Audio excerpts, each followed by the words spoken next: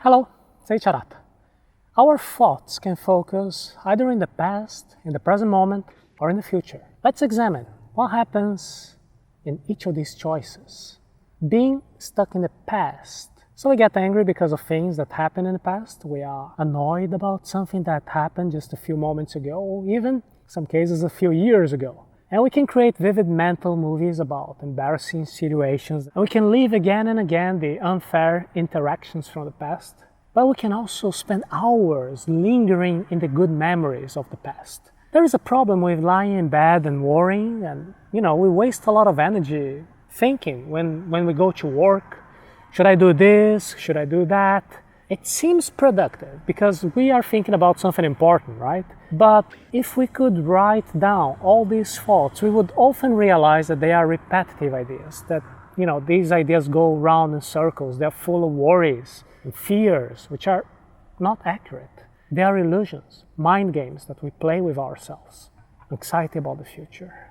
We tend to worry about things that may happen in the future, or we are also afraid of what may not happen in the future. We spend hours thinking about the things we have to do, and then we get anxious. On the other hand, we can also daydream and hope for amazing things and play mental movies of our wishful thinking. Or we can put our focus and awareness on the present moment. And being present improves our performance, it increases our awareness. When we focus on the present, we're not judging. We just feel, we listen, we see things as they are. We don't add extra layers of interpretation or judgment. We're not classifying and we're not labeling. We're taking things as they are without labels. Labels are shortcuts we use to avoid the cognitive process by using a thin slice, which means making very quick decisions with minimal amounts of information. And how do we create this thin slice? We rely on past experience. We search our database of prejudices and then we can label people. We judge compulsively. We see a few seconds of someone new and then we can select one of our labels from our arsenal and put it onto them. This is who he is. This is what this group represents. And these labels dehumanize people. We cannot see what is alive in them. All we can see is a concept. John is a farmer. Pete is shy. Lucy is a feminist. This taxi driver is reckless. And that salesman is manipulative. Julia is a good wife. To each of these labels, we attach a set of expectations. There are things they must do. There are things they should not do. And even without asking, even though I am not in the present moment experiencing what is alive in them, I can already assume what they do, what they think, what they say, all based on these judgments. And this is one more reason to focus on the present moment. We can take things as they are, experiencing life as it is. But what can we do? I have met people searching for mindfulness techniques, so getting training to become present. And does that mean that it is wrong to think about the past?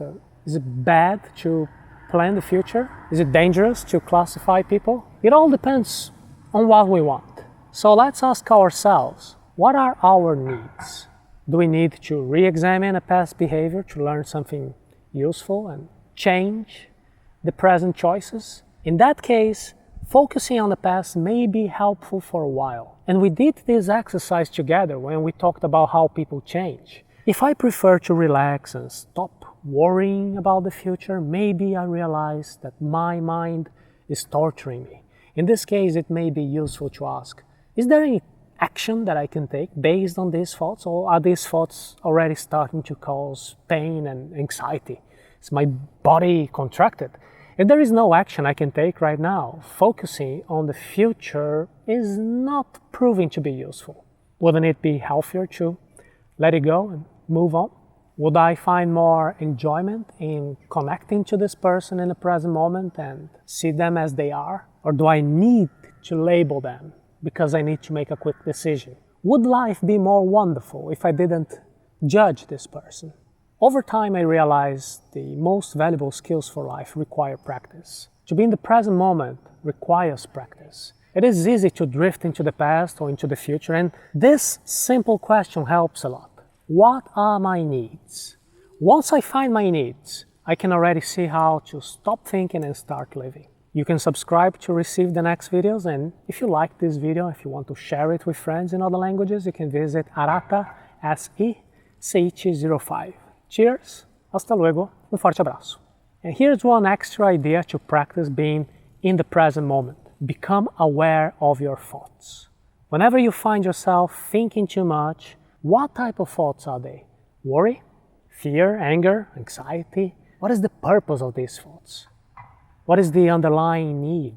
At this moment, don't blame yourself for thinking. Just try to understand more about the nature of these thoughts, and this will increase awareness. You can share with us in the comments what insights you get from this. And today we mentioned focus a few times. That will be something we'll discuss next week.